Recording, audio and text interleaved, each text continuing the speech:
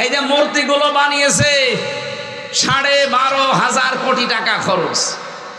এত টাকা খরচ করে মূর্তিগুলো বানালেন কেন? এটা বানাতে গেলেন এই টাকাগুলো দিয়ে যদি গরিব মানুষকে বিলিয়ে দিতেন, এরা একবেলা খেয়ে বাঁচতে পারত। এই পরিস্থিতির সামনে যেন আর কেউ তৈরি করতে না পারে সে অবস্থা তৈরি করা লাগবে। কোন ব্যক্তি পূজা চলবে না এদেশে। পূজা হবে কার? পূজা হবে শুধু বঙ্গবন্ধু। কার? কোন মানুষের পূজা আমরা মানি না। আমরা যদি মানি না সেটা করতেও দেব না। সূরা আনআম 30 নম্বর আয়াতে রব্বুল আলামিন জানিয়েছেন, ক্বাদ খাসিরাল্লাযীনা কাযযাবু বিলিকাইল্লাহ, অবশ্যই ক্ষতিগ্রস্ত হয়ে গেছে ওই মানুষগুলো যারা আল্লাহর সাক্ষাৎকে মিথ্যা মনে করে। হাত্তা ইযা জাতুহুমুস সামআতু বাগতাতান ক্বালু ইয়া হাসরাতানা আলা মা ফাররাতনা ফিহা, হঠাৎ করে যখন তাদের কাছে মরণ চলে আসে। এখানে সাআতুনের অর্থ দুইটা, এক নম্বরে মৃত্যু, 2 নম্বরে কিয়ামত।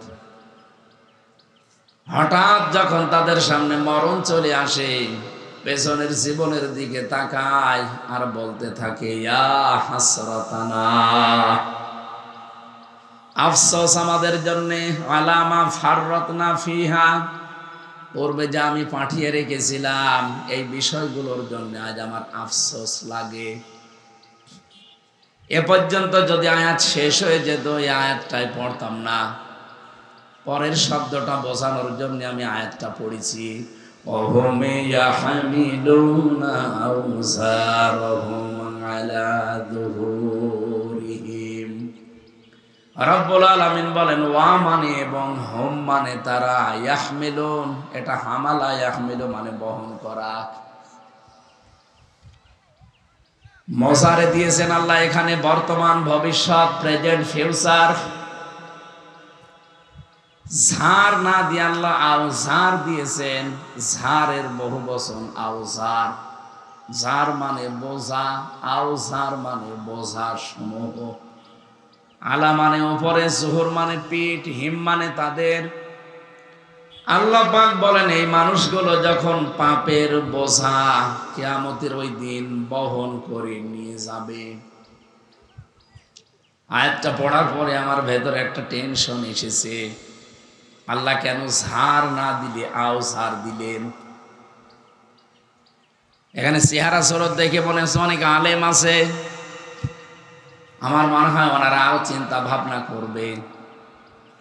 আল্লাহ আওজার দিয়েছেন এই কারণে, আমার এখন 33 বছর বয়স, 92 সালে আমার জন্ম। আমি যদি এখন মারা যাই, এই 33 বছরের অপরাধগুলো বোঝা বেঁধে আমার পিঠের উপরে তুলে দিলে আমার উপরে বিচার শেষ নাকি? না মানে আল্লাহ যেহেতু ন্যায় বিচারক, আলাইসাল্লাহু বিআহকামিল হাকিমিন, উনি সবচাইতে বড় হাকিম, বড় বিচারক, ন্যায় বিচারকারী। আমার 33 বছরের অপরাধ আমার পিঠের উপরে তুলে দিলেই তো আমার অপরাধ, আমার উপরে ন্যায় বিচার হবে, এই শেষ। তাহলে আল্লাহ ঝাড় দিতে পারতেন, বোঝা তো আমার এরপরে একটা দেবেন, আওজার দিলেন কেন?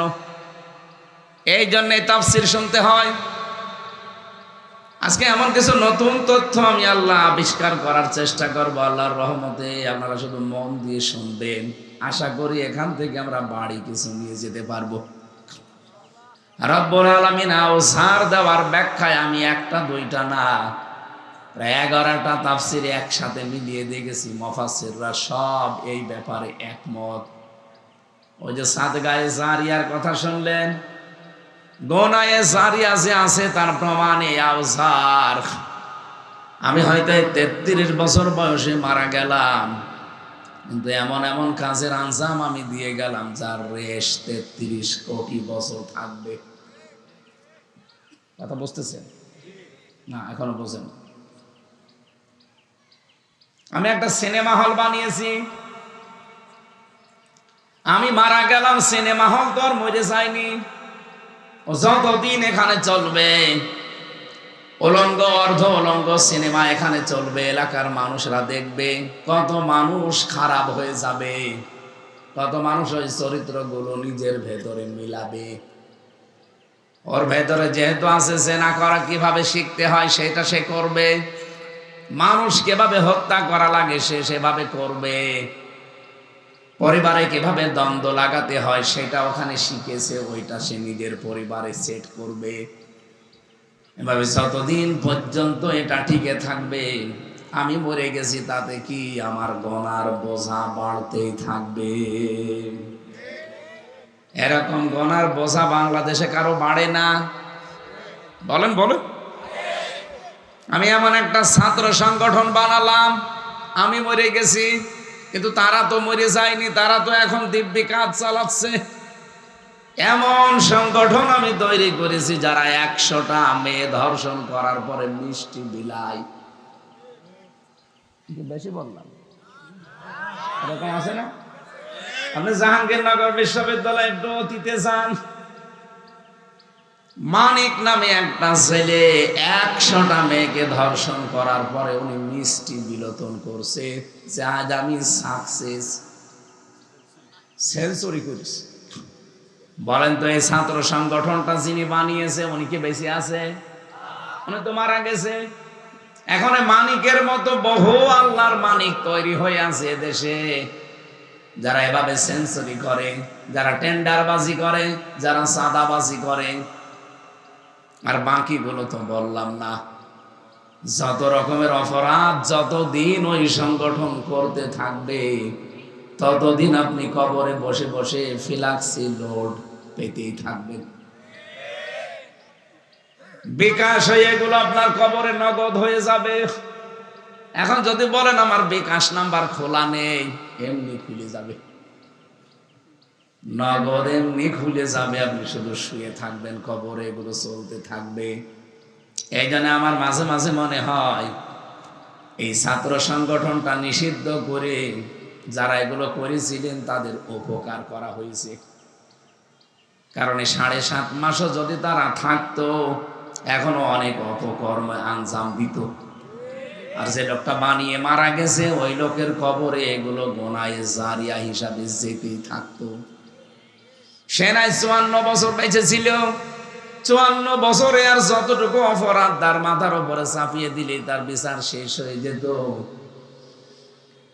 কিন্তু 54 বছরের পর যতদিন পর্যন্ত এই সংগঠনটা টিকে থাকবে, যত অপকর্ম করবে, যত মানুষকে কোপ মারবে, হাত পা কেটে নেবে, চাঁদাবাজি করবে, ধর্ষণ করবে, এগুলো গুনায়ে জারিয়া ফেলাক্সি লোড হয়ে তার কবরে যদি যেতে থাকে, তার বোঝা ছিল একটা, কিয়ামতে যখন উঠবে বোঝা হবে 1000টা। এই জন্য আমার মনে হয় দেশের সরকার এখন যিনি আছে ওই দলটাকে নিষিদ্ধ করে তাদেরকে অন্তত বাঁচানো দরকার। আমার কথা কি বোঝেন নাকি আন্দাজে বলে? ঠিক, আমি জানি আপনি বুঝেছেন, আলহামদুলিল্লাহ। সুতরাং গোনায়ে জারিয়া যেন আমাদের না থাকে।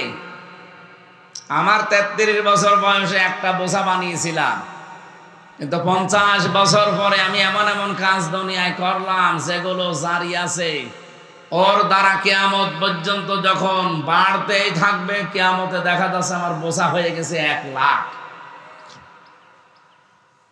আল্লাহ রাব্বুল আলামিন বলেন কিয়ামতে ওই দৃশ্য যখন ফেরেশতারা দেখবে যে একটার পর একটা বোঝা চাপাতে আছে, আল্লাহ ওগুলো বহন করে নিয়ে যাচ্ছে। আলা সামা ইয়াসিরুন, ফেরেশতারা তখন ওকে দেখে বলবে দেখ কত নিকৃষ্ট বোঝা হামজা বহন করে নিয়ে যাচ্ছে। ও টাঙ্গাইলবাসী, এটা শুধু হামজার জন্য না, সবার জন্য। আপনি নিজের জীবনের দিকে এবার তাকিয়ে ভাবেন, যা করে গেলেন এগুলো যদি কিয়ামতে বাড়তে থাকে কি অবস্থা হবে আপনার? এতটুকুই তো শেষ করেননি আল্লাহ। আলা সামা ইয়াসিরুন, ফেরেশতারা একে অন্যকে দেখিয়ে বলবে দেখেন কত নিকৃষ্ট বোঝাই লোকটা বহন করে নিয়ে যাচ্ছে।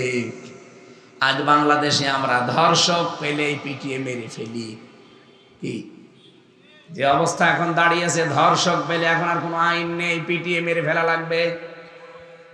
আপনারা দেখেছেন ধর্ষকের পক্ষে এক উকিল দাঁড়িয়েছিল, জনগণ তাকেও পিটিয়েছে। এটাই করা দরকার। চুরি করে যদি এ রাস্তা দিয়ে কেউ যায়, এখানে যত মানুষ আছে একবারে দৌড় দেবে যে চোর ধর ধর। ছিনতাইকারী যদি কেউ যায়, একবারে সবাই চিৎকার করে বলবে ছিনতাইকারী ধর ধর। কিয়ামতের দিন ঠিক কোটি কোটি মানুষের সামনে পাপের বোঝাগুলো যখন একটার পরে একটা চাপাতে থাকবে, আর ফেরেশতারা যখন বলবে দেখ কত নিকৃষ্ট বোঝা বহন করে নিয়ে যাচ্ছে, কোথায় যাবেন? এই অবস্থা আমাদের সামনে আসছে না নেই? আসতেছে। রোহের মাগফিরাত কামনায় আপনারা আজকের অনুষ্ঠান দিয়েছেন। ওনারা তো মারা গেছে, ওনাদের কাজ, নেকির কাজ সব বন্ধ হয়ে গেছে, গুনার কাজও সব বন্ধ হয়ে গেছে। না, সব জারি আছে। সাদগায়ে জারিয়া যদি থাকে, গুনায়ে জারিয়াও আছে। যেন ওই রকম মানুষের মতো জীবন আমরা তৈরি করতে চাই না, যে কিয়ামতে বোঝা নিয়ে যাব একটা আর তৈরি হয়ে যাবে হাজারটা। আল্লাহ আমাদের হেফাজত করুন, বলেন আমিন। এলাকার মানুষেরা মিলে আজকের এই কোরআনের আলোচনা সাজিয়েছেন। সভাপতির দায়িত্বে আছেন হাফেজে কোরআন আলহাজ মির্জা ওয়ালিউল্লাহ, আতালাল্লাহু উমরাহু ওয়া বারাকাল্লাহু ফি হায়াতি, বলেন আমিন। এখানে এতক্ষণ যারা আলোচনা রাখলেন, বিশেষ করে মাওলানা হুসাইন মাহফুজ, মাওলানা ইব্রাহিম খলিল, প্রিন্সিপাল আলালপুর ফাজিল ডিগ্রি মাদ্রাসা দেলদুয়ার, মাওলানা জাকির হুসাইন, ভারপ্রাপ্ত অধ্যক্ষ জাঙ্গালিয়া বিশ্বনবী সাল্লাল্লাহু আলাইহি সাল্লাম নুরানিয়া ফাজিল ডিগ্রি মাদ্রাসা দেলদুয়ার। এই দেলদুয়ারে কি দুইটা ফাজিল মাদ্রাসা? এই গ্রামে হাফেজ মাওলানা খায়রুল ইসলাম, মাওলানা আব্দুল্লাহ আল মামুন, মুফতি রাশিদুল ইসলাম, মাওলানা রাজিব আল মামুন। সার্বিক পরিচালনায় যারা আছেন হাফেজ মাওলানা আব্দুল আলিম খান, হাফেজ মাওলানা বাহারুল ইসলাম। আমার বামে এবং ডানে সম্মানিত ব্যক্তিবর্গ বসা আছে, আপনারা যারা পরিচয় কিছুক্ষণ আগে শুনলেন। রাজনৈতিক নেতৃবৃন্দ, সামনে বসা মুসলমান ভাইরা, পর্দার আড়ালের সম্মানিতা মা এবং বোনেরা, প্রাণপ্রিয় দেলদুয়ারবাসী, আল্লাহর দরবারে শুকরিয়া জানাচ্ছি, যিনি রমজানুল মোবারকে কোরআনে কারীম শোনার জন্য আমাদেরকে এতক্ষণ ধৈর্য ধারণ করে সহ্য সহকারে বসে থাকার তৌফিক দিয়েছেন। আলহামদুলিল্লাহ। রমজান যতগুলো বিষয় নিয়ে এসেছে তার ভেতরে অন্যতম হচ্ছে ধৈর্য। এটা আমাদেরকে শেখায়, রমজান সংযমী হওয়া শেখায়, আমরা যেন হতে পারি। আমি হাদিস পড়েছিলাম as-sawmu li, কোরআনে কারিমে আল্লাহ আয়াত দিয়েছেন as-siyam কুতিবা আলাইকুমুস। বলেন তো as-siyam as-sawm এই দুইটাই কি এক? এখানে যারা আছেন আলেমরা যাদেরকে বলছি, সিয়াম আর সাওম দুইটা জিনিস এক না, আকাশ পাতাল পার্থক্যের ভেতরে। এই জন্য বলছি কিছু নিয়ে যাওয়া লাগবে এখানে। সিয়াম শুধু আমাদের প্রতি না, এটা কন্টিনিউ ইবাদত, ধারাবাহিক ভাবে পর্যায়ক্রমে এটা আসতে থাকে। এই জন্য শুধু আমাদেরকে আল্লাহ এটা দেয়নি, কুতিবা আলাইকুমুস সিয়াম কামা কুতিবা আলাল্লাযীনা মিন ক্বাবলিকুম, তোমাদের উপরে আমি রোজা ফরজ করে দিয়েছি, আর তোমাদের পূর্বে যারা ছিল তাদের উপরও দিয়েছিলাম। এই সিয়াম দ্বারা বোঝা যায় এটা ধারাবাহিক, এটা শুধু আমাদের জন্য না, এর পূর্বে যত উম্মত দুনিয়া থেকে বিদায় নিয়েছে প্রত্যেকের উপরে এটা ছিল, কিন্তু তাদের সিস্টেম ছিল আলাদা। হযরত মুসা আলাইহিস সালামের উম্মত বলে আজ যারা দাবি করে ইহুদিরা, এই পৃথিবীর নিকৃষ্ট জাতি, ঘৃণিত এবং অভিশপ্ত জাতি এই ইহুদিরা। ওরা গাজায় যা করেছে মানুষ আর বলা ওদের যায় না। এই পৃথিবীতে সবচাইতে নিকৃষ্ট জাতির নাম শুনতাম আগে মুশরিকরা, যারা আল্লাহর ঘরগুলো ভেঙে ফেলতো। এই মুশরিকরা কি পৃথিবীর মানুষ মাটির নিচে তেল পায়, গ্যাস পায়, আর আমাদের পাশের দাদা বাবুরা এই মুশরিকরা মাটির নিচে মসজিদ পায়, মন্দির। তাও যেখানে সেখানে পায় না। যেখানে মসজিদ আছে সেখানে নাকি 500 বছর আগে মন্দির ছিল, ভেঙে দেয়। আল্লাহ পাক ওদেরকে ঠিক আমার মনে হয় 1500 বছর আগে যেভাবে ধরেছিল আবাবিল দিয়ে, ওইভাবে ধরবে। কারণ আল্লাহর যতগুলো ঘর আপনারা ভাঙলেন, আল্লাহ তো এমনি ছেড়ে দেওয়ার কথা না। আমার ঘর ভাঙলে যেমন আমার রাগ হয়, আমি প্রতিশোধ নিতে উদ্গ্রীব হয়ে যাই, আল্লাহ পাক বলেন আমার ঘর যারা হাত দিয়েছে আমি কিন্তু কিছু না কিছু দেখাবো। তারমিহিম বিহিজারাতিম মিন সিজিল ফাজআলাহুম কাআসফিম মাকুল। আমরা অপেক্ষায় আছি ওদেরকে আল্লাহ মাকুল বানাবে। কি সে ক্ষমতা আল্লাহর এখন নেই? গতকালকে একটা মসজিদ ভেঙেছেন আপনারা মানুষ, যিনি 16 কেজি অক্সিজেন দিয়ে আপনাকে বাঁচিয়ে রেখেছে, 5.5 কেজি রক্ত শরীরের ভেতরে দিয়ে প্রবাহমান অবস্থায় রেখেছে, আর তার ঘরগুলো আপনারা ভেঙে দিচ্ছেন ধোয়া ধোয়া তুলে। এর প্রতিশোধ আল্লাহ নেবে। রাশিয়াকে যদি 12 টুকরা আল্লাহ করতে পারে, এই ইন্ডিয়াকে আল্লাহ 36 টুকরা করবে। এখন 29 টুকরা আছে না? 36 হলে আর কয় ভাগ? 7 সিস্টার ভেঙে গেলে কত হবে? পৃথিবীর মানচিত্রে এখন 257টা রাষ্ট্র আছে। কিছুদিনের ভেতরে দেখবেন 7টা রাষ্ট্র বেড়ে যাবে ইনশাআল্লাহ। কারণ ওরা যা করছে আল্লাহ কিছু না কিছু দেখাবে। এখন পৃথিবীতে নিকৃষ্ট ঘৃণিত জাতির তালিকায় যাদের নাম আমরা দেখতে পাচ্ছি, তারা এই ইহুদিরা। রোজাদার অবস্থায় আছি, মুসাফির অবস্থায় আছি, অসুস্থ হয়ে আছি, হাজারো আল্লাহর ওলিদেরকে নিয়ে দোয়া করছি, আল্লাহ তুমি ফিলিস্তিনকে বাঁচাও। এই নিকৃষ্ট জাতি ইহুদিদের মানচিত্র থেকে, তামাম পৃথিবী থেকে ওদেরকে গায়েব করে দাও। ওরাও রোজা রাখে, সেহরি করে না। আমি কয়েকদিন আগে মালয়েশিয়া, সিঙ্গাপুর, থাইল্যান্ড সহ কয়েকটা দেশ ঘুরছিলাম। ইহুদিদের সাথে দেখা হয় বাসে, ট্রেনে, রেস্টুরেন্টে। জিজ্ঞাসা করি আপনার নবীর নাম কি? জোসেফ। জোসেফ মানে মুসা আলাইহিস সালাম। আমরা যারা মুসা নবী বলি, ওরা জোসেফ বলে ডাকে। অথচ জোসেফ বলুক, মুসা বলুক, তার আদর্শ ওরা মানে না। হযরত মুসা জীবনে কোনো মানুষকে কষ্ট দিয়েছেন, আর এখন পৃথিবীতে সবচাইতে বিষ পোড়া হয়ে দেখা দিয়েছে ইহুদিরা। খ্রিস্টানরা রোজা রাখে, ওদেরকে জিজ্ঞাসা করলে আপনাদের নবীর নাম কি? বলে যিশু। যিশু মানে ঈসা আলাইহিস সালাম। ওরা ইসহাক নবী আলাইহিস সালামের নাম পাল্টিয়ে ডাকে যাকব। ইব্রাহিম নবীর নাম ওরা পাল্টিয়ে ডাকে আব্রাহাম। হযরত মারিয়াম আলাইহিস সালামের নামও তারা পাল্টিয়ে দিয়েছে মারিয়া।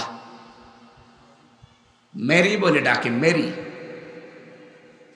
হযরত মারিয়াম রোজা রেখেছিলেন ঈসা নবীর মা হাজার হাজার বছর আগে।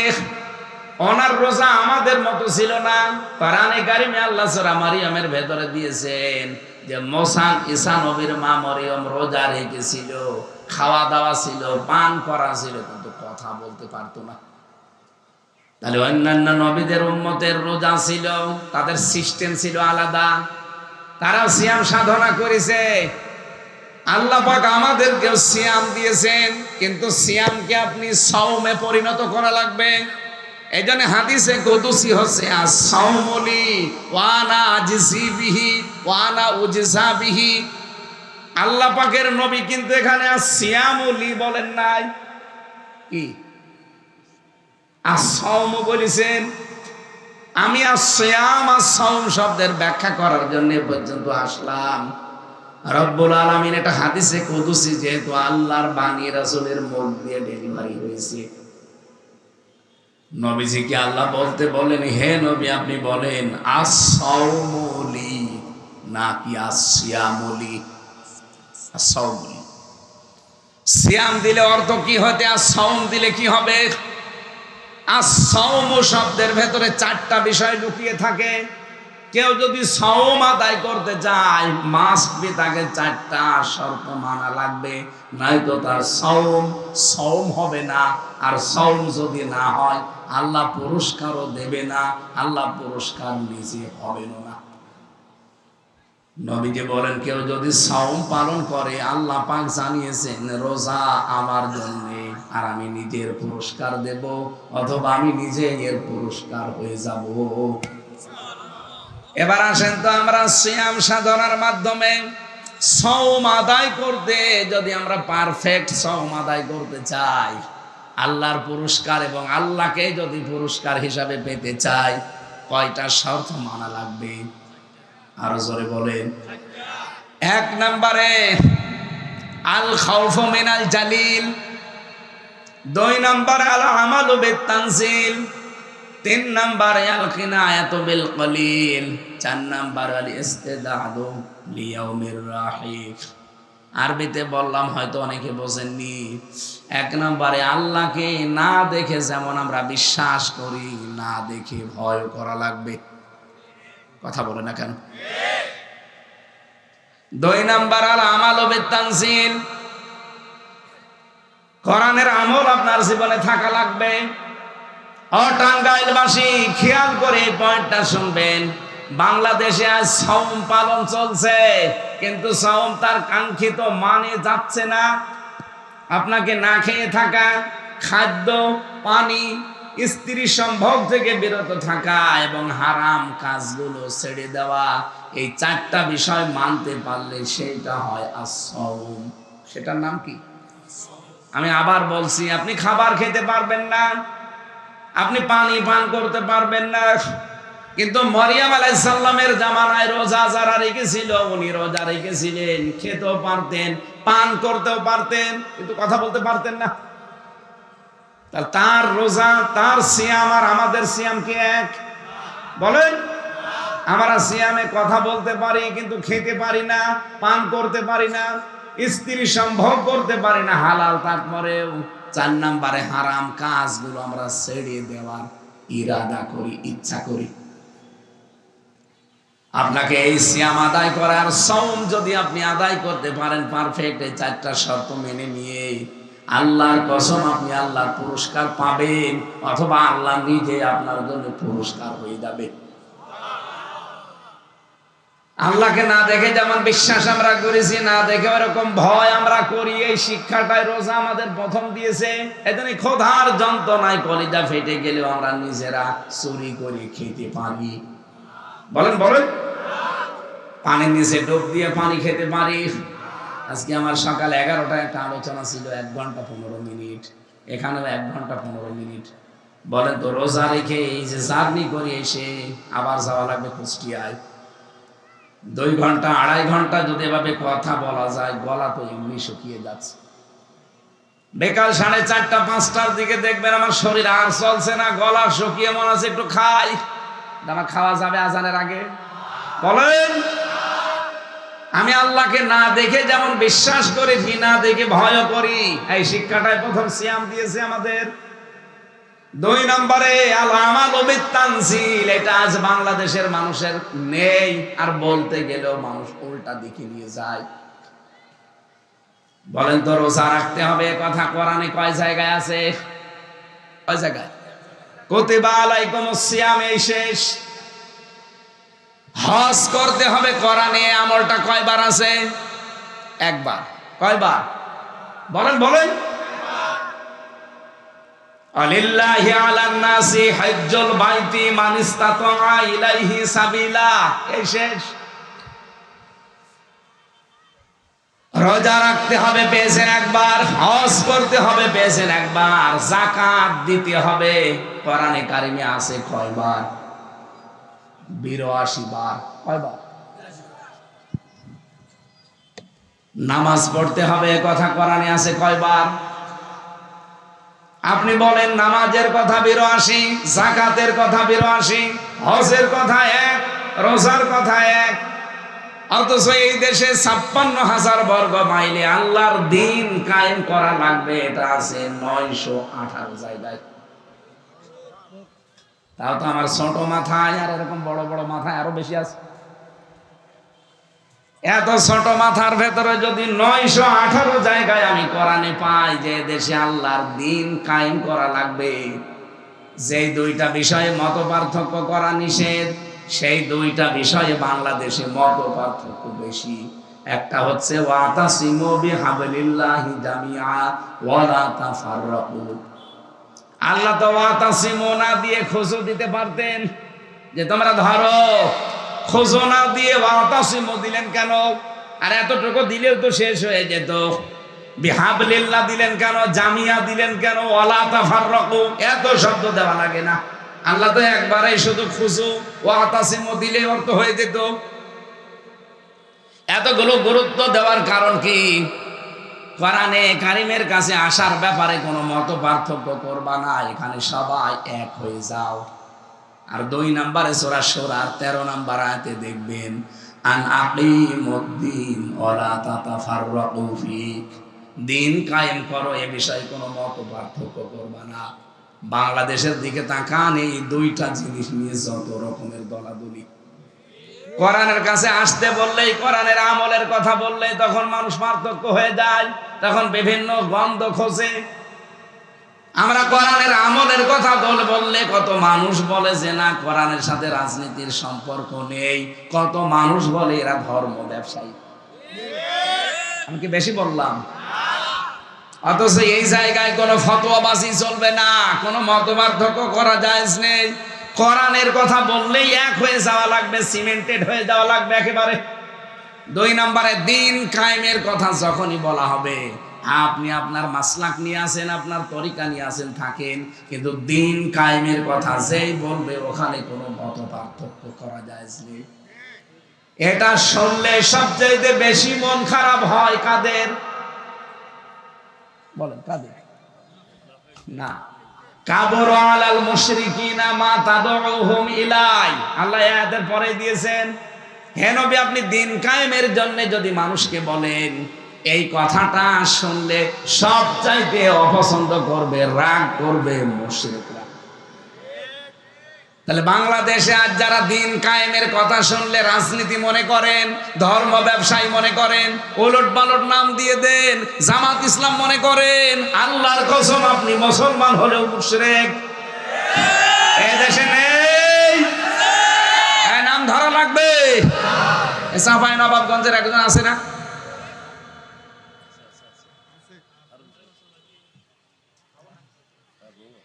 সে যেই হোক না কেন, আজকেও একজন উপদেষ্টা উনি বলেছেন নামাজ রোজার মতোই পয়লা বৈশাখ আমাদের সংস্কৃতি। এর ইমান আছে না গেছে? ওর ইমান এমনিতেও নেই, আগে ইমান হারা, এরপরে আরো চলে গেছে।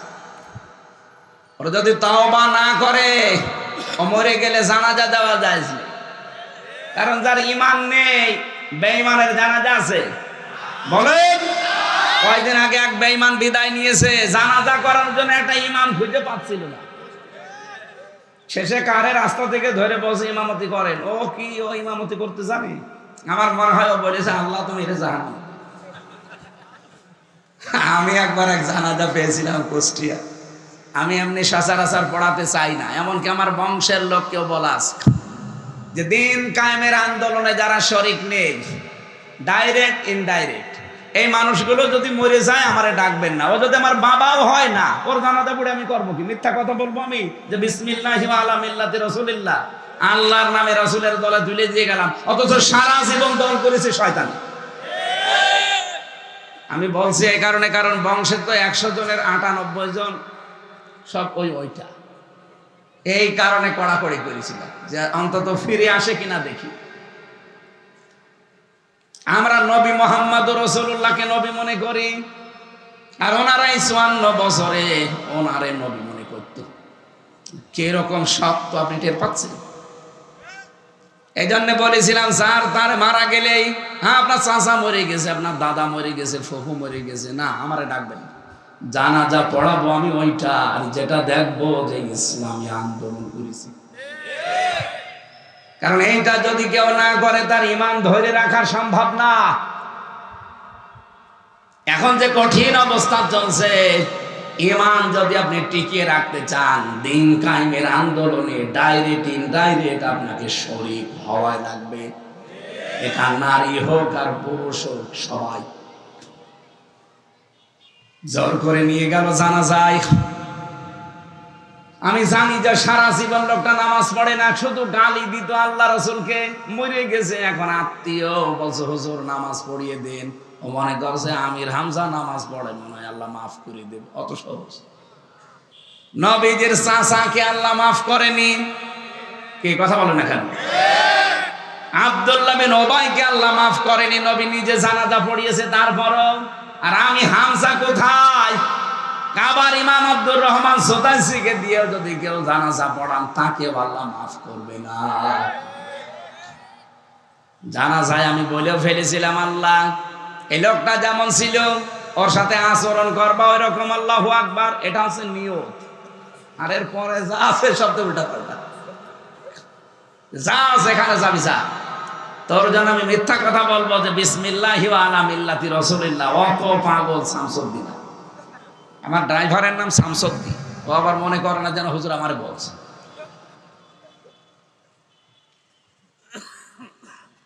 আর টাঙ্গাইলবাসী, আমি যে কথাটা বলছিলাম, দুইটা আয়াত আমি কোরআনে পেলাম যেখানে মত পার্থক্য করা হারাম, নিষিদ্ধ। আর বাংলাদেশে এমন একটা পরিস্থিতি, এই দুইটা জায়গায় দেখবেন যত ফতোয়াবাজি, যত দলাদলি, যত মত পার্থক্য, সব এই দুই জায়গায়, হয় কোরআনের সাথে না ইসলামী আন্দোলনের সাথে। আরে ভাই, আপনার ভেতর তাকওয়া পয়দা হয়েছে, তার প্রমাণ কি? প্রমাণ হচ্ছে আপনি কোরআনের আমল করবেন। নিজের বিবেকের কাছে বলেন, কোরআনের কোন আমলটা আপনার জীবনে আছে বলেন। বলেন না নামাজ আছে, নামাজই কি কোরআনের আমল? রোজা আছে, রোজাই কোরআনের আমল। এটা আছে, নামাজের কথা বললাম 82, রোজার কথা একবার, যেটা 918 জায়গায় আছে আমল করা, সেটা নেই কেন? আপনি কি কিয়ামত পর্যন্ত বাঁচতে চান দুনিয়ায়? আপনার চাইতে বড় ভালো মানুষ দুনিয়া থেকে বিদায় নিয়েছে, মুহাম্মাদুর। কি আপনার চাইতে খারাপ মানুষ ছিল? সে চাইলে পারতো না কিয়ামত পর্যন্ত বেঁচে থাকবো? জিবরাইল আজরাইল এসে তো বলেছিল যে আপনি যতদিন থাকতে চান ততদিন থাকতে পারবে। নবীজি বললেন তারপরে, বলে মরা লাগবে। মুহাম্মদ রাসূলুল্লাহ ডাক দিয়ে বলে, ভাই জিবরাইল, যাওয়ায় যদি লাগে আমার থেকে লাভ কি? তাড়াতাড়ি নিয়ে চলো, আমার বন্ধুর সাথে আমার দেখা করো। এত বড় ভালো মানুষকে যদি জিবরাইল আজরাইল ছেড়ে না যায়, আপনি কোথাকার কে? এই জন্য সেই কয়েকদিন হায়াতে বেঁচে আছেন, এই কাজটা করে যান। আল আমালু বিত-তানজিল, আল্লাহর নাজিল কি তো এই বিধানের আমলগুলো দুনিয়ায় একটা একটা করে দেখান। 3 নাম্বার, ওয়াল কিনায়াতু বিল কলিল, অল্পে তুষ্ট থাকা লাগবে। এটা নেই আমাদের, এটা নেই। এই জন্য তো দরবেশের মতো মানুষ 36,000 কোটি টাকা চুরি করেছে। আপনি এক জীবনে গুনেও শেষ করতে পারবেন না, হাত দিয়ে হাত ব্যথা হয়ে যাবে। 36,000 কোটি। এই টাঙ্গাইলের পরে সিরাজগঞ্জ, এরপরে আছে পাবনা, রূপপুরে যে পারমাণবিক কেন্দ্র, বিদ্যুৎ কেন্দ্র, এখান থেকে একজন মানুষই 76,000 কোটি টাকা নিয়েছে। আল্লাহর ওলির ছোট বোন একজনই যদি 76,000 কোটি টাকা নেয়, বাকি আরো যত প্রকল্প আছে, যেখানেই নাম দেখবেন বঙ্গবন্ধু, সেখানে দেখবেন দুর্নীতি। এই যে মূর্তিগুলো বানিয়েছে, 12,500 কোটি টাকা খরচ। এত টাকা খরচ করে মূর্তিগুলো বানালেন, আগস্টের 5 তারিখের বিকাল 5টাও তো বাঁচতে দিল না, সব মাটির সাথে মিশে গেল। টাকাগুলো তো আপনার বাবার টাকা, তো সব আমাদের জনগণের। কেন এটা বানাতে গেলেন? এই টাকাগুলো দিয়ে যদি গরিব মানুষকে বিলিয়ে দিতেন, এরা একবেলা খেয়ে বাঁচতে পারত। এই পরিস্থিতির সামনে যেন আর কেউ তৈরি করতে না পারে, সে অবস্থা তৈরি করা লাগবে। কোন ব্যক্তি পূজা চলবে না এদেশে। পূজা হবে কার? পূজা হবে শুধু বঙ্গবন্ধু। কার? কোন মানুষের পূজা আমরা মানি না। আমরা যদি মানি না সেটা করতেও দেব না। এই জন্য সেই পরিবেশ আমরা তৈরি করতে চাই। 300 এমপির ভেতরে যদি বাংলাদেশে 151 জন এমপি কোরআনে কারিম বুকে নিয়ে সংসদে যেতে পারে, তার ভেতরে এনারা এরকম মানুষকে আপনি 151 জন পাঠান। এবার সামনে সুযোগ আল্লাহ দিচ্ছে। আল্লাহর কসম 151 জন গেলে তার পরের দিন নামাজের আর ওয়াজ করা লাগবে না, নামাজ কায়েম হয়ে যাবে। ওনারা 300 এমপির ভেতরে যাই বলবে যে মাননীয় স্পিকার আমরা নামাজের বিল চাই, উনি বলবে আপনারা হাত তোলেন। এরকম মানুষ যদি 300-র ভেতরে 151 জন বলে এই যে আমরা হাত তুলেছি, পরের দিন সংসদে আইন পাশ হয়ে যাবে, নামাজের ওয়াজ করা লাগবে তখন? 18 কোটি মানুষ নামাজ পড়বে। আপনি শুধু একটা ভোট ওনাকে দেবেন, 18 কোটি মানুষ নামাজ পড়লে যে সওয়াব হয়, একটা ভোট দিয়ে আপনি ওই সওয়াব পেতে থাকবেন প্রতিদিন। এই সুযোগ আমাদের সামনে আসতেছে, এটা কাজে লাগানো দরকার না? এরপরেও যদি এবার মিস করেন, ভুল করেন, 100 বছর পেছিয়ে যাবে। এভাবে ভুল করতে করতে তো 54 বছর। এবার আল্লাহ সুযোগ একটা দিয়েছে, যদি সত্যি ভুল হয় 100 বছর পেছিয়ে যাবে। ওয়াল্লাযী বা'আসা ফিল উম্মিয়্যিনা রাসূলাম মিনহুম ইয়াতলু আলাইহিম আয়াতিহি ওয়া ইউযাক্কিহিম। এটা বক্তা, ওয়াইজেন, আলেম, ওলামা যারা আমরা আছি, এ পর্যন্ত আছি, আল্লাহর কিতাব তেলাওয়াত করে শোনাই। ব্যক্তি, পরিবার, সর্বোচ্চ সমাজ পর্যন্ত আমরা কোরআন দিয়ে পবিত্র করার চেষ্টা চালাই। কিন্তু আল্লিমুহুমুল কিতাব ওয়াল হিকমা, এই দুইটা রাষ্ট্র ছাড়া সম্ভব না। এই জন্য ওই জামানায় আরব জাতি যতদিন পর্যন্ত কোরআনে কারিম বিচার ব্যবস্থায়, শিক্ষা ব্যবস্থায়, স্বাস্থ্য ব্যবস্থায় নিতে না পেরেছে, ততদিন তারা ইয়াতলু আলাইহিম আয়াতিহি ওয়া ইউযাক্কিহিম এ পর্যন্ত ছিল। কিন্তু যখন তারা কিতাবের শিক্ষা, কিতাবের বিচার, কিতাবের স্বাস্থ্য এগুলো কায়েম করতে পেরেছে, দ্বিতীয় 4 নম্বরে বলে হিকমা। হিকমা মানে হাকাম শব্দের শাব্দিক অর্থ হচ্ছে শিকল। এই যে গরু, মহিষ, এরপরে ঘোড়া, গাধা, এদেরকে কন্ট্রোল করার জন্য নাকের ভেতরে কি দেয়? শিকল দেয়। কি দেয়? এরকম বালা মতো তৈরি করে নাকে ঢুকিয়ে টান দেয় না? ওটা যেদিকে টান দেবে ওইদিকে যাবে। এইটা যদি সত্যি রাষ্ট্রে কায়েম হয়ে যায়, এটা যেদিকে টান দেবে ওইদিকে দেশ যাবে। এই কথা বলছেন আমার? এই জন্য আপনার ভেতরে তাকওয়া আছে কিনা শুধু চুপ্পা থাকলেই হবে না, জিকির করলে হবে না, দেখতে হবে আপনি কোরআনের আমল করেন কিনা। একবার আল্লাহ আদেশ দিলেন যে কুতিবা আলাইকুমুস সিয়াম, আপনি পাগল হয়ে গেছেন রোজা রাখার জন্য। আর 918 জায়গায় যে বললেন আনাকিমুদ্দিন, ওটা পালন করতে গেলে আপনি রাজনীতি মনে করেন, দুনিয়াদার বলেন, আমাদের ধর্ম ব্যবসা বলেন, আপনি যাই বলেন, মরণ যতদিন না আছে আমি এই পথে থাকবই ইনশাআল্লাহ। আর আমার জীবনের মেন কাজই এইটা, আনাকিমুদ্দিন ওয়ালা তাতাফাররাকু ফি। এ বিষয়ে কোনো মত পার্থক্য করা চলবে না। কেউ যদি ফতোয়াবাজি করেন তার খবর আছে। মাওলানা মামুনুল হক হাফিজাহুল্লাহ 3 বছর আমার সাথে এক ঘরে ছিল জেলখানায়। প্রতিদিন আমারে বলতো, হামজা, বাইরে থাকতে ভাবতাম কি, আরে ভেতরে এসে দেখছি কি।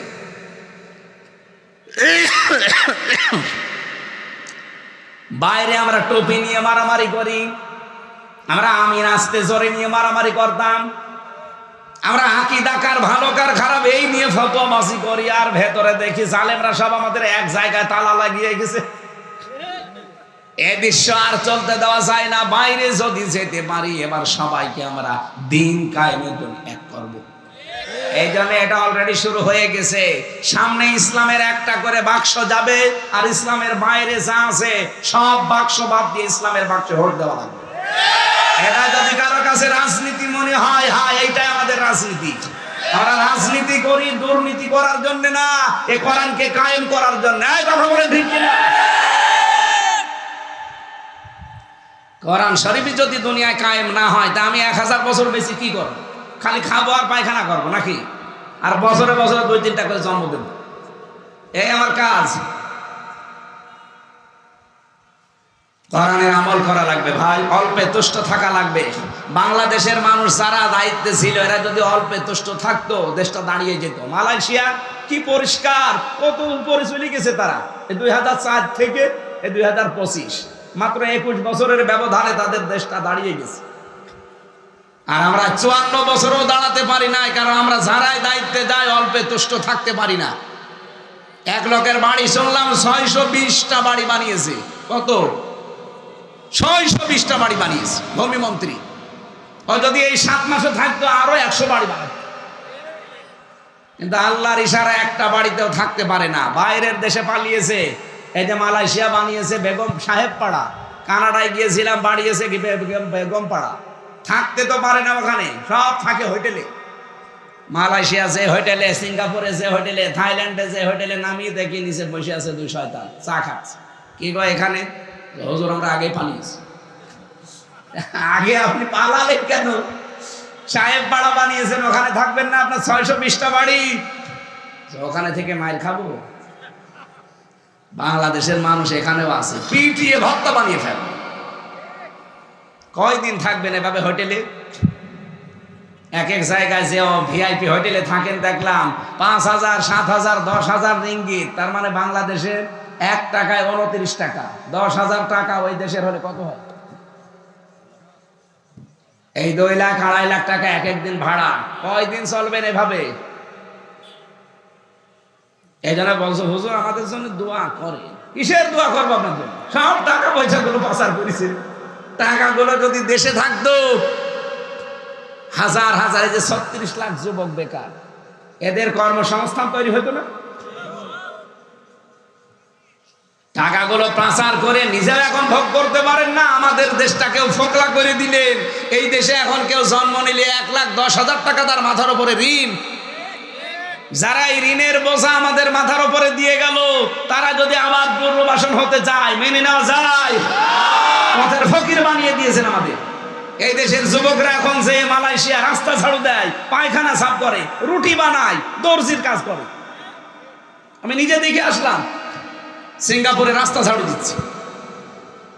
কেন? ওই 36 লাখ যুবক এই দেশে কর্মসংস্থান তৈরি করে দিতে পারতেন না? এক একজন কোটি কোটি কোটি কোটি টাকা আত্মসাৎ করে পাঠিয়েছে। এগুলো আমার মনে হয় কোনো বিচার আচার নেই, জবাই করে ফেলা দরকার। শয়তান অল্পে তুষ্ট হতে পারে না। কয় টাকা লাগে আপনার বাঁচতে? যাওয়ার সময় যে আল্লাহর ওলি চলে গেল, যদি খালি হাতে চলে যেত তাও তো বাঁচতাম। 14টা ব্রিফকেস নিয়ে, হ্যাঁ, একটা ব্রিফকেসে কি খালি ছিল? সব ছাই ছিল না? যাওয়ার সময় শুধু ডাক দিয়ে বলেছে পাইলটকে যে ব্রিফকেস গুলো উঠেছে, বলছে জি ম্যাডাম চলো। আর কারোর সাথে কোনো কথা নেই। কেন? কাওয়া কাকুকে একটু বলতে পারতো না যে কাওয়া চলে গেল? আমার নাম্বারটাও জোগাড় করে বলতে পারতেছে হামজা 3 বছর জেল খাটালাম, কিছু মনে করো না, মাফ করে দিও, চলে গেলাম। কিচ্ছু বলে না, শয়তান চলে গেছে। আর এখন বলে দোয়া করেন, উনি চট করে ঢুকে পড়বে। আসে, চট করে ঢুকলে আপনাকে আয়না ঘরে দেওয়া। মানবতা ধ্বংস করে দিয়েছেন আপনি।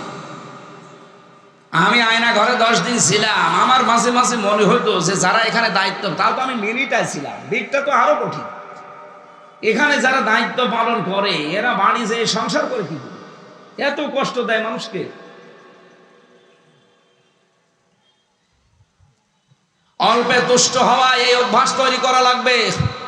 আজ দেখেন যারা সত্যি ইসলামপন্থী মানুষ এই দেশে, সে যে দলের লোক, ইসলামপন্থী যারা, তারাই কিন্তু অল্পে তুষ্ট। কারণ তাদের ভেতরে আখিরাতের ভয় আছে। 4 নাম্বার ওয়াল ইস্তিদালু লিয়াউমির রাহি, সে 4 নম্বরে আখিরাতের পুঁজি তৈরি করার জন্য ব্যস্ত থাকে।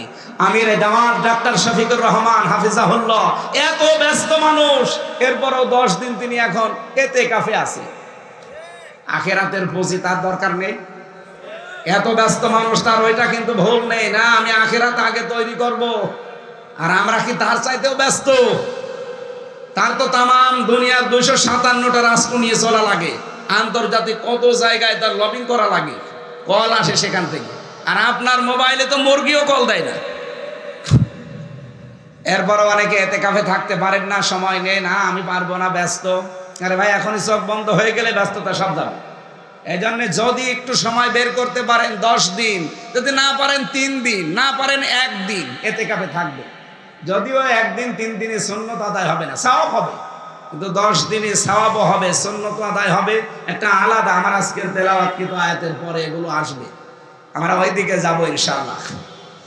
আমি যে কথা বলতে চাচ্ছিলাম, আসিয়াম আর সাওম, তাহলে এক জিনিস না। সাওমটা এটা পালন করে দেখানো লাগে, হক আদায় করে আল্লাহকে দেখানো লাগে যে আমি এই 4টা বিষয় মানি, তাহলে এটা হয় সাওম। কি হয়? আর সাওমের জন্য পুরস্কার হচ্ছে আল্লাহ নিজে দেবেন, অথবা নিজেই তিনি পুরস্কার হয়ে যাবেন আমাদের জন্য। বলেন আমিন। দরুদ সালাম পাঠ করে আজকের নির্ধারিত আয়াত। বেশি কথা বলতে 1-1.5 ঘন্টা 2.5 ঘন্টা বললে আমার গলা ভেঙে যাবে, পানি পিপাসা লাগবে, শেষে রোজাও ভাঙতে পারবো না, তড়পাই পারবো। এই জন্য খুব তাড়াতাড়ি করে আমি শেষ করব। সূরা আলে ইমরান, যেহেতু এটা জাহান্নাম থেকে নাজাত পাওয়ার শেষ 10 দিনে আমরা নাজাতে আসি, নাজাতে আসি না? এই নাজাত কি করে পাওয়া যায়, কি কি গুণ থাকলে আপনাকে আল্লাহ জাহান্নামের আগুন থেকে নাজাত দেবেন, ওই কথাগুলো আজকে আমরা তেলাওয়াত করব আর বলবো কোরআন থেকে, নাকি আমি বানিয়ে বানিয়ে বলবো?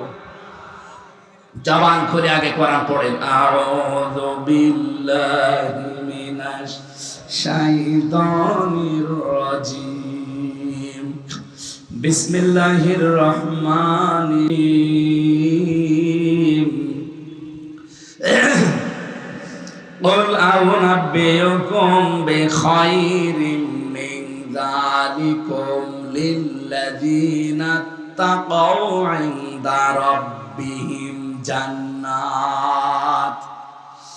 রব্বুল আলামিন বলেন, নবী আপনি বলুন, এর চাইতে কি উত্তম কিছুর সংবাদ তোমাদেরকে আমি শোনাবো, দেব? এর আগে আমার আল্লাহ 7টা বিষয়ের বর্ণনা দিয়েছেন। যায়্যিনা লিন-নাসি হুব্বুশ শাহাওয়াতি মিনান নিসা ওয়াল বানিন ওয়াল কানাতিরিল মুকানতারাতি মিনাজ যাহাবি ওয়াল ফিদ্দাতি ওয়াল খাইলিল মুসাওওয়ামাতি ওয়াল আনআমি ওয়াল হারথ, যালিকা মাতাউল হায়াতিদ দুনিয়া আল্লাহু ইনদাহু হুসনুল মাআব। আল্লাহ এখানে 7টা জিনিসের বর্ণনা দিলেন যে আমি আকর্ষণ তৈরি করেছি, আসক্তি তৈরি করেছি, লোভনীয় বস্তু বানিয়ে দিয়েছি। 7টা জিনিসকে দুনিয়ায়। 1 নম্বরে তোমাদের স্ত্রী। তাহলে স্ত্রীর প্রতি মহব্বত ও ভালোবাসা এটা তৈরি করেছে কে? আরো জোরে বলেন। কিন্তু বাস্তবে আমরা উল্টা দেখি। নবীজিও বলেন আমার কাছে সবচাইতে প্রিয় 3টা জিনিস, তার 1 নম্বরে আমার নিজের স্ত্রী, আমার কাছে খুব ভালো লাগে। আমাদের কাছেও তো স্ত্রী ভালো লাগার কথা, লাগে নিজেরটা বাদ দিয়ে অন্যেরটা। এরকম মানুষ দেশে নেই? সেদিন একজন আমার মোবাইলে মেসেজ দিয়েছে, হুজুর 2 বছর বিয়ে করেছি, প্রথম ভালোই লাগতো, ছাতা এখন আর ভাল লাগে না। অন্যের বউ দেখলেই কেমন যেন মনের ভেতরে আনচান করে ওঠে। এটা একটা রোগ। এটা কি? এই রোগের জন্য ঔষধ আছে 2টা। কয়টা? একটা হোমিওপ্যাথি আর একটা অ্যালোপ্যাথি। আল্লাহ রাব্বুল আলামিন এই রোগের রোগী যারা এখানে বসে আছেন, নিজের বউ ভালো লাগে না, অন্যেরটা দেখলেই ভালো লাগে, অন্যেরটা দেখলে আকর্ষণ বেড়ে যায়, এই রোগ থেকে মুক্ত হওয়ার জন্য আল্লাহ 2টা ঔষধ দিয়েছেন।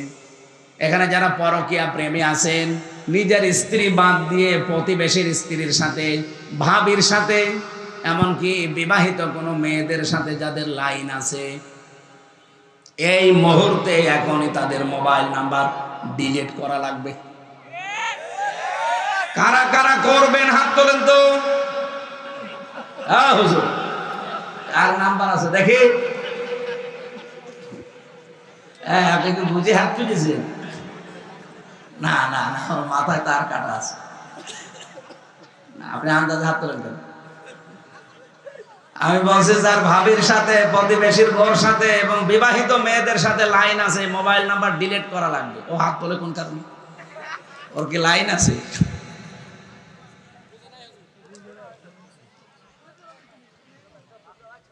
আল্লাহ রাব্বুল আলামিন দুই শ্রেণীর মানুষের প্রতি সব সময় রেগে থাকে। যারা নিজের প্রতিবেশীর স্ত্রীর সাথে লাইন করে তাদের, আরে বাংলাদেশে এটা এখন বেশি। ভারতের সিরিয়ালগুলো দেখে দেখে কি করে লাইন করা যায়, হয় ভাবের সাথে নয় প্রতিবেশীর বউর সাথে। কথা বলে না কেন? আর শয়তানও ঠিক এই জায়গায় কাজে লাগায়। মানুষ আর খুঁজে পায় না, কত বিবাহিত মেয়ে ছেলে আছে তার সাথে না, ও লাইন দেখবেন শুধু বিবাহিত মহিলার সাথে। কি পেয়েছেন আপনি? সে তো একজনের বউ আছে নাকি? আজকে থেকে সূরা নূরের 2টা ঔষধ আল্লাহ দিয়েছেন, পালন করবেন এখন থেকে। কুল্লিল মুমিনিনা ইয়াগুদ্দু মিন আবসারিহিম ওয়া ইয়াহফাযু ফুরুজাহুম যালিকা আযকা লাহুম। রব্বুল আলামিন বলেন, হে নবী আপনি মুমিন পুরুষদেরকে বলেন তারা যেন পর নারী দেখলেই নিজের চোখকে নিচের দিকে করে আর নিজের লজ্জাস্থান হেফাজত করে। ঔষধ কয়টা? আমি সহ যারা এখানে আছে পুরুষ মানুষ শুধু 14 জন মহিলার দিকে তাকাতে পারবেন। এই 14 প্রকার মহিলা বাদ দিয়ে পৃথিবীর কোন মহিলা যত সুন্দরী হোক, সামনে পড়লে সঙ্গে সঙ্গে একবার দেখেই নজর নিচের দিকে করবেন। একবার দেখে 1 মিনিট ধরে রেখেন না। প্রথম নজর মাপ, পরের নজর পাপ। এই জন্য 14 জন মহিলা যদি আপনি দেখতে চান দেখতে পারবেন। নিজের মা, নিজের কি, এরপরে নিজের খালা, আপন খালা হওয়া লাগবে। রাস্তাঘাটে চলতেছে বলে খালা, খালা বলার উদ্দেশ্য না খালার মেয়ের দিকে তাকানোর উদ্দেশ্য, এইটাই খালা বলা যাবে না। নাম ডাকা খালা বাদ, নিজের আপন খালা, মায়ের বোন যেটা তা আপন বোন, ওই চাচা তো মামা তো বোন ওগুলো বাদ। নিজের আপন মেয়ে, নিজের আপন ফুফু, নিজের বেটার বউ, পুত্রবধূ, এরকম 14 জন মহিলার দিকে আপনি তাকাতে পারবেন, কিন্তু তাদের মুখমণ্ডল, হাতের কবজি, পায়ের পাতা বাদ দিয়ে পুরা শরীর ঢেকে রাখা লাগবে। মহিলারা শুধু শরীর, এমনকি চুল বের করে থাকতে পারে শুধুমাত্র কেবলমাত্র একমাত্র তার স্বামীর জন্য। যেই মহিলা তার স্বামীকে সন্তুষ্ট করার জন্য, আকৃষ্ট করার জন্য যত খোলামেলা থাকবে সে তত বেশি সওয়াব পাবে। এমনকি বহু মহিলা আছে স্বামীর সামনে পর্দা করে, আর এত স্বামীর সামনে পর্দা করা দরকার, স্বামীর সামনে পর্দা করে থাকে আর দোলাভার সামনে বাবা শাহজালাল সব হালাল না, এটা বাদ দেওয়া লাগবে। অনেকে মনে করো দুলা ভাই এ তো ভাইয়ের মতো। কে বলেছে ভাইয়ের মতো? এই পৃথিবীতে একটা মহিলার জন্য সবচাইতে ভয়ঙ্কর পুরুষ 2 জন, একটা হচ্ছে দেবর আর একটা দুলা ভাই। আর এই 2টার সাথেই বাংলাদেশে কোনো পর্দা নেই, বলে এ আর কি, এ আমার আপন ভাই। আর একজন পুরুষের জন্য 2 জন মহিলা সবচাইতে ভয়ঙ্কর, একটা শালী আর একটা ভাবি। আর আমরা বলি ভাবি মায়ের মতো, কয়েকদিন পরে দেখা যাচ্ছে আল্লাহ রাস্তায় পালিয়েছে। না, নিজের নজরকে আজকে থেকে আমি সহ প্রত্যেকে সিদ্ধান্ত নেওয়া লাগবে রমজানে যে 14টা মহিলা বাদ দিয়ে আমি আর কারো দিকে তাকাবো না। যদি চোখ পড়ে যায় নজর দেব নিচের দিকে। পারবেন না? খালি 15 দিন একটু মেনে চলেন, 15 দিন, এরপরে আপনার মন আল্লাহ পবিত্র করে দেবে। 2 নম্বরে লজ্জা স্থান হেফাজত করা লাগবে, যেখানে সেখানে ব্যবহার করা যাবে না। 15 দিন মাত্র একটু মেনে চলবেন, আল্লাহর কসম একটা অনির্বচন সুখ আপনি পাবেন। এটা যেখানে সেখানে কিনতে পাওয়া যায় না, আল্লাহ নিজের পক্ষ থেকে আপনাকে দান করবে।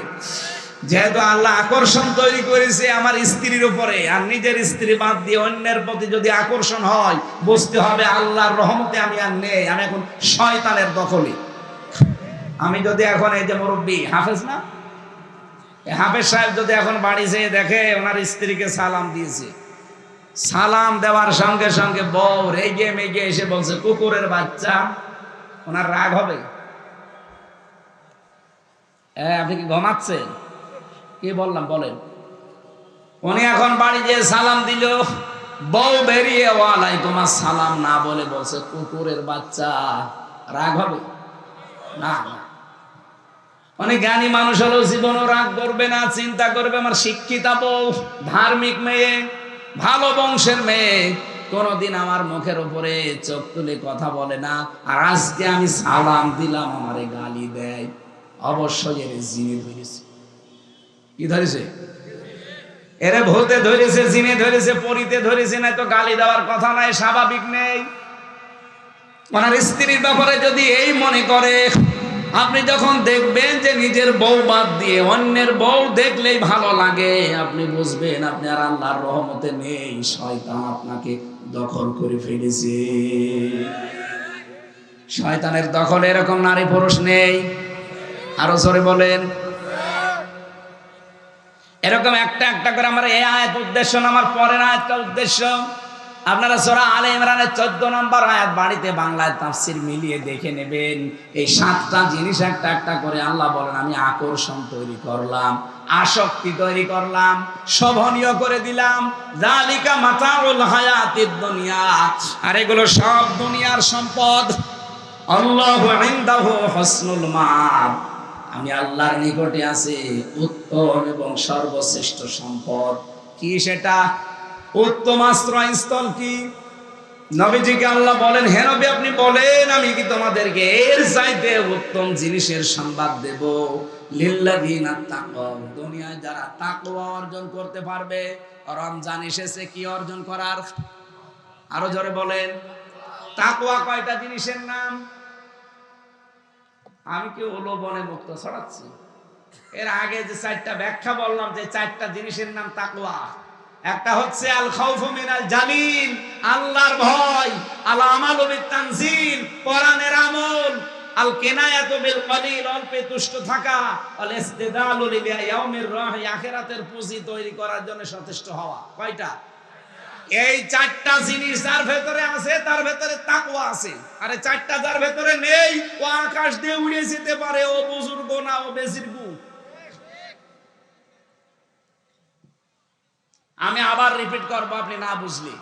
বিশ্ববিদ্যালয়ে এভাবে ক্লাস নিয়েছিল, একটা কথা দরকার হয় 10 বার বলবে। আমি মালয়েশিয়া ভার্সিটিতে ছিলাম, ওখানে আমি পিএইচডি করার জন্য সব ব্যবস্থা করে এসেছি। ওদের যে ক্লাসের মান, ওরা একটা জিনিস আপনি যদি 100 বার বলতে হয় 100 বার বলবে, তাও মাথার ভেতরে ঢুকিয়ে তারপর বাড়ি যাবে।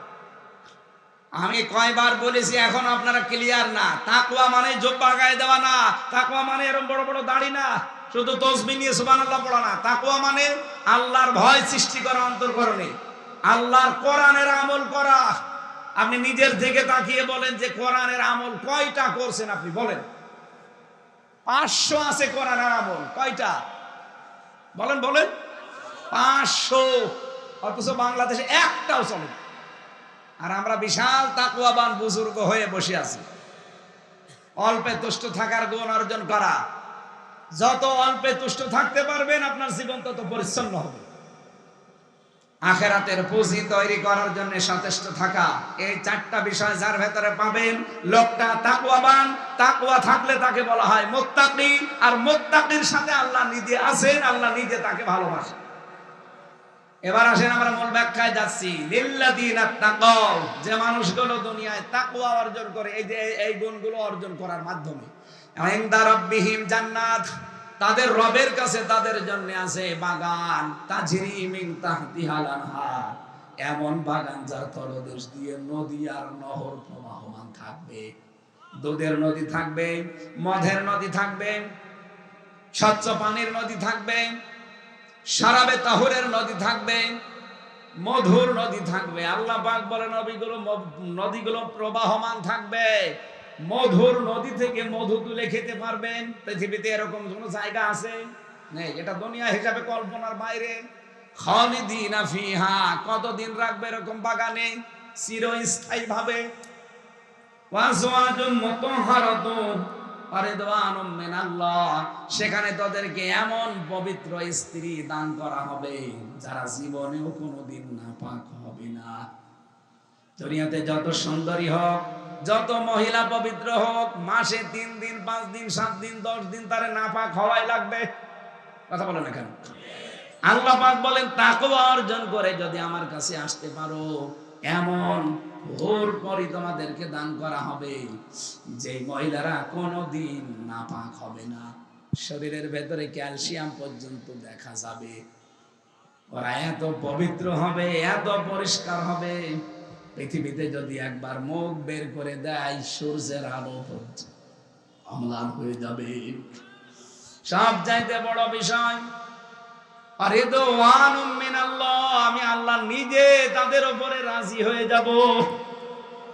আপনি আমার বাড়িতে আজকে আমি যে বাড়িতে এসেছিলাম, বাড়িতে ঢোকার পরে যদি দেখি বাড়িওয়ালা মুখ গোমরা হয়ে পড়ে আছে, কথা বলে না, জিজ্ঞাসা করে না কেমন আছেন, বাড়িতে থাকতে আমার ভালো লাগবে। আর আমি যদি সে দেখি না মেহমানের যে আচরণ সব উনি করছে, 2 ঘন্টার জায়গা আমার 5 ঘন্টা থাকতে মনে চাইবে। আল্লাহ পাক বলেন রিদওয়ানুম মিনাল্লাহ, এগুলো তো দেবই দেব, বাগান দেব, চিরস্থায়ী ভাবে থাকতে দেব, এবং পবিত্রতম স্ত্রী দান করব। সব চাইতে বড় বিষয়, আমি আল্লাহ নিজে তোদের উপরে রাজি হয়ে যাব। আল্লাহর সন্তুষ্টি অর্জন করার জন্য এত কিছু, সেইটাই আল্লাহ নিজে হয়ে যাবেন। আল্লাহু বাসীরুম বিল ইবাদ, আল্লাহ বলেন আমার বান্দাদের প্রতি আমি খুব তীক্ষ্ণ দৃষ্টি রাখি। আল্লাযীনা ইয়াকুলুনা রাব্বানা, আরো কিছু গুণের কথা আল্লাহ আমাদেরকে শোনাচ্ছেন, যারা এই কথাও বলতে পারে, হে আমাদের মালিক, ইন্নানা মান্না, আমরা বিশ্বাস করি আপনাকে, ফাগফির লানা, আমাদেরকে ক্ষমা করে দেন, যুনুবানা, আমাদের অপরাধ সমূহ, ওয়াকিনা আযাবান নার, আর জাহান্নামের আগুন থেকে তুমি আমাদেরকে বাঁচান। জাহান্নামের আগুন থেকে আপনি আমাদেরকে বাঁচান। এই জাহান্নাম থেকে বাঁচার জন্য এই সময় চলছে। এখন যেহেতু রহমত পার করে ফেলেছি, নাজাত তো চলে গেল, এখন আছি কিসের ভেতরে? নাজাত। আর নাজাত পাওয়ার জন্য সবচাইতে বড় চেষ্টা করার সময় এখন। আল্লাহ পাক আমাদেরকে জাহান্নামের এই কঠিন আযাব এবং আগুন থেকে যেন মুক্তি দান করেন, বলেন আমিন। as-সাবিরিনা, আরো কিছু গুণ অর্জন করা লাগবে, ধৈর্যশীল হওয়া লাগবে সব জায়গায়। as-সাদিকিনা, সত্যবাদী হওয়া লাগবে। সত্যবাদী মানে কি? খালি সত্য কথা বললেই সত্যবাদী হয় না। সত্যবাদী হওয়ার জন্য 10টা গুণ দুনিয়ায় থাকা লাগবে তার ভেতরে। কয়টা? আরো জোরে বলেন। সূরা বাকারার 177 নম্বর আয়াতটা খুলে দেখবেন, আল্লাহ বলেন উলাইকা আল্লাযীনা সাদাকু ওয়া উলাইকা হুমুল মুত্তাকুন, এরাই ইমানের দাবিতে সত্যবাদী আর এরাই মুত্তাকি। এইজন্য আল্লাহর দাবিতে যদি কেউ সত্যবাদী হতে চায়, সূরা বাকারার 177 নম্বর আয়াতের এই 10টা গুণ জীবনে কায়েম করা লাগবে, অর্জন করা লাগবে। আল্লাহ জানিয়েছেন ওয়াল কানিতিনা, তারা বিনয়ী হবে, ওয়াল মুনফিকিনা, তারা খরচকারী হবে, ওয়াল মুস্তাগফিরিনা বিল আসহার, শেষ রাতে তারা ক্ষমা প্রার্থনাকারী হবে। আর এটার সুবর্ণ সুযোগ চলছে এই সবে কদরে। এখন যে কয়দিন আছে, কোন দিন কদর হয়ে যায় বলা যায় না। বিশেষ করে বেজোড় রজনীগুলো ইবাদত বন্দেগীতে লিপ্ত থাকা লাগবে। আর ইবাদত মানেই রাতের বেলা শুধু জেগে জেগে সুবহানাল্লাহ পড়া, নামাজ পড়া, কোরআন পড়া না। ইবাদত মানে মানব সেবার জন্য নিজেকে প্রস্তুতি করা।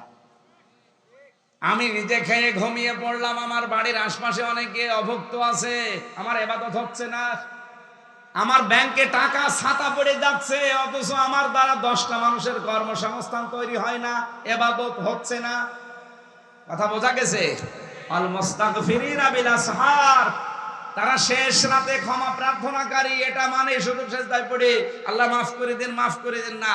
এদিকে টাকা ব্যাংকে ছাতা পড়ে গেছে, ও যে 5টা মানুষের কর্মসংস্থান তৈরি করে দেবে রমজানে, সে দায়িত্ব নেয় না। কিসের ইস্তেগফার করেন আপনি? আমার কথার অর্থ বোঝা গেছে?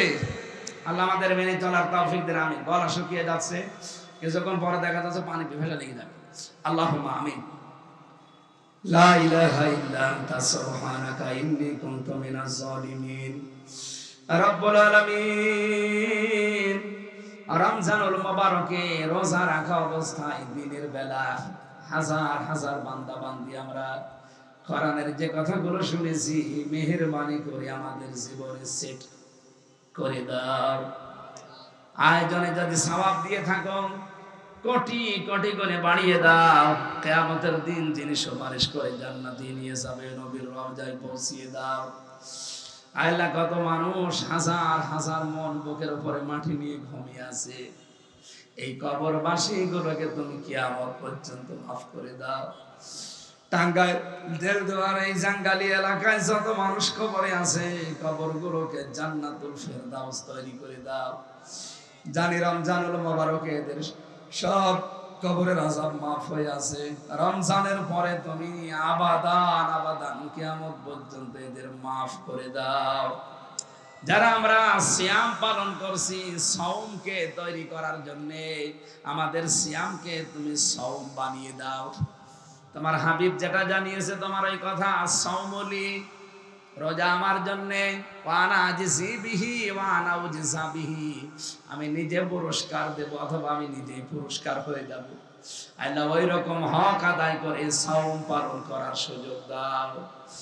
এ মাহফিলের আয়োজন করতে গিয়ে যারা শ্রম দিল, আল্লাহ কাউকে খালি হাতে ফেরত দিও না, প্রত্যেককেই মঞ্জুর করে নাও। সম্মানিত মা বোনেরা পর্দার আড়ালে বসে আছে, এদেরকে খাদিজার মতো আয়েশার মতো বানিয়ে দাও। এদের পেটে যে ছেলে মেয়েগুলো আসে আল্লাহ তুমি তাদেরকে মেহেরবানি করে হাসান হুসাইন হযরতে আয়েশার মতো তৈরি করে দাও। অনেক মহিলা অসুস্থ আছে, তাদেরকে শেফায়ে কামেলা জেলা দাও। আমাদের অধিকাংশ মানুষের পরিবারে অভাব, আল্লাহ অভাব দূর করে দাও, আমাদের স্বভাব ভালো করে দাও। রব্বুল আলামিন, তোমার কোরআনের রাজ আমরা দেখতে চাই। আগামীর বাংলাদেশ তুমি কোরআনের হাতে তুলে দাও। এই অবস্থায় দোয়া করছি বিশ্বাস নিয়ে যে তুমি সব শুনতে পাচ্ছ এবং কবুলও করে নেবে। মেহেরবানি করে ইসরায়েলকে পৃথিবীর মানচিত্র থেকে তুমি গায়েব করে দাও। ফিলিস্তিনদের মুসলমানের জন্য আল্লাহ তুমি হামি ও নাসির হয়ে যাও। রব্বুল আলামিন, কাফেরদের হাতে আর আমাদেরকে মার খাইয়ে না, দরকার আমাদেরকে রোগ শোক দিয়ে পানিতে ডুবিয়ে মেরে ফেলো, কাফেরদের হাতে আমাদেরকে তুমি অপমান করো না। এই নিকৃষ্ট জাতি, তোমার অভিশপ্ত জাতি, এই ইহুদিদেরকে পৃথিবীর মানচিত্র থেকে তুমি ধ্বংস করে দাও। ফিলিস্তিনের মুসলমান সহ, ইন্ডিয়ার মুসলমান সহ তাম পৃথিবীর মুসলমানদের জন্য আল্লাহ তুমি সাহায্যকারী হয়ে যাও। ওয়াজআল লানা মিন লাদুনকা ওয়ালিয়্যা ওয়াজআল লানা মিন লাদুনকা নাসীরা। আজকের মাদ্রাসার আয়োজনে মাহফিল, এই মাদ্রাসাকে কবুল করো। কোরআনের হাফেজ যারা হয়েছে এদেরকে মঞ্জুর করো। বিশেষ করে আলহাজ হাফেজ মির্জা অলিউল্লাহ সাহেবকে তুমি মঞ্জুর করে নাও। কোরআনের মাহফিলের সভাপতির দায়িত্ব দিয়েছো, জান্নাতের ভেতরে তুমি মাহফিলের সভাপতি বানিয়ে দিও। আজকের মাহফিলে আরো যারা এসেছে, আমার ডান পাশে বাম পাশে সামনে পেছনে মহিলা প্যান্ডেলে যত মানুষ আমরা এসেছি, খালি হাতে ফেরত দিও না। আল্লাহ তাআলা আমাদেরকে একেবারে খালি হাতে না দিয়ে যার যা কামনা বাসনা আছে জায়েজ আশাগুলো পূরণ করে দাও। শেষ কথা বলি, আল্লাহ বাংলার ৫৬,০০০ বর্গ মাইল তুমি কোরআনের হাতে তুলে দাও। আলহামদুলিল্লাহি রাব্বিল আলামিন। মরণ আসলেই যেন পড়তে পারি লা ইলাহা ইল্লাল্লাহু মুহাম্মাদুর রাসূলুল্লাহ।